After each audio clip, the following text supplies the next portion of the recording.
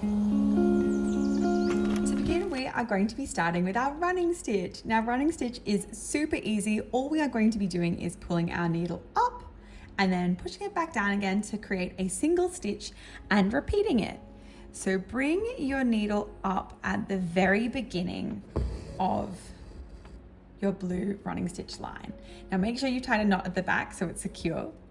Then you're going to bring it down about one stitch space ahead. That is about 1/2 centimeter roughly, but you don't need to be perfect. Then we're going to push our needle back up again, another 1/2 centimeter ahead, and push it back down.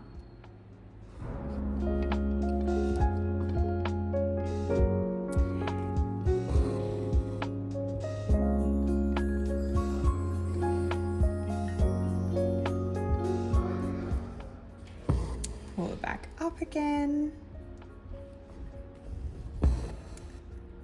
pull down, up,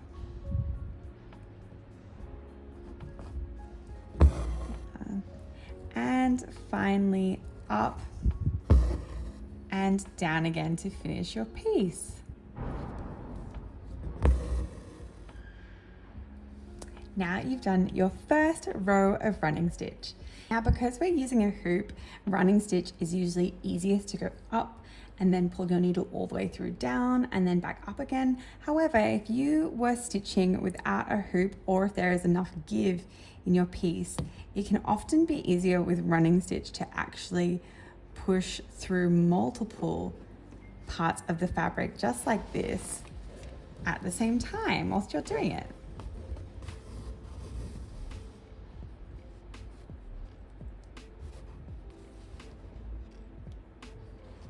This can be a little bit trickier when you have a hoop because it's hard to be absolutely perfect, but you can always give it a go and see how it turns out. If you're finding it too tricky, or if you don't like the stitches you have done, all you have to do is unwind your thread from your needle, take your needle and push this through.